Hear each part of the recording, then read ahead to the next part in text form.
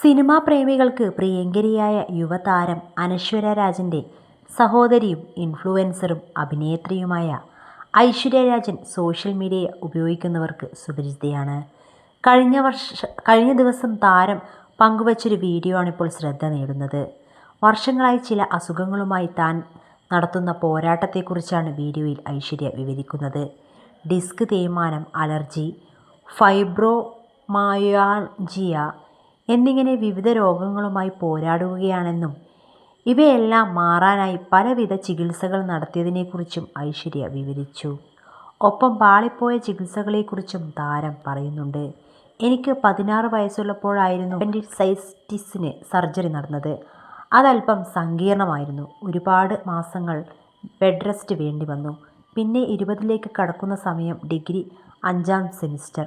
പഠിക്കേണ്ട കാര്യങ്ങളൊക്കെ എഴുതിക്കൊണ്ട് പഠിച്ചുകൊണ്ടിരിക്കുമ്പോൾ എനിക്ക് ഇങ്ങനെ ഇരുന്ന് എഴുതാൻ പറ്റുന്നില്ല. ജസ്റ്റ് ഒന്ന് കുനിയാനോ വളയാനോ പറ്റുന്നില്ല. സ്കാൻ ചെയ്തു, MRI ഒക്കെ എടുത്തു. ഞാൻ കണ്ടുപിടിച്ചു, എൻ്റെ ഡിസ്ക് പോയി. ഡിസ്ക് പ്രൊലാപ്സ്ഡ് ആയി.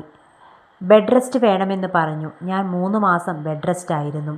ഡോക്ടർ ഇക്കാര്യം പറയുന്നത് ഒരു ചൊവ്വാഴ്ചയായിരുന്നു. ആ വ്യാഴാഴ്ച കോളേജ് ടൂറാണ്. 10ലോ +2ലോ പഠിക്കുമ്പോഴേ ഞാൻ കൂട്ടുകാർക്കൊപ്പം ടൂർ പോയിട്ടില്ല. അതിനാൽ ഡിഗ്രിയിലെ ടൂർ ഞാൻ കാത്തിരിക്കുകയായിരുന്നു. അത് മുഴുവനും കോർഡിനേറ്റ് ചെയ്ത് സെറ്റ് ചെയ്തതുമൊക്കെ ഞാനും എൻ്റെ ഒരു സുഹൃത്തും കൂടിയായിരുന്നു. പക്ഷേ എനിക്ക് ടൂർ പോകാൻ കഴിഞ്ഞില്ല. 3 മാസം ബെഡ് റെസ്റ്റ്. എനിക്ക് ക്ലാസ്സിലിരിക്കാൻ പറ്റില്ലായിരുന്നു. ഒരു 30 മിനിറ്റ് കഴിയുമ്പോൾ എണീറ്റ് നിൽക്കണം. എൻ്റെ 5ാം സെമിസ്റ്റർ മുഴുവൻ നിന്നാണ് ഞാൻ ക്ലാസ് അറ്റൻഡ് ചെയ്തത്. എൻ്റെ കൂട്ടുകാർക്ക് ഇക്കാര്യം അറിയാം. ഇരിക്കുമ്പോൾ വേദന വരും. ഇതെല്ലാം അതിജീവിച്ചാണ് ഞാൻ കോളേജ് മാനേജ് ചെയ്തത്. നിന്നാണ് ഞാൻ പരീക്ഷ പോലും എഴുതിയത്.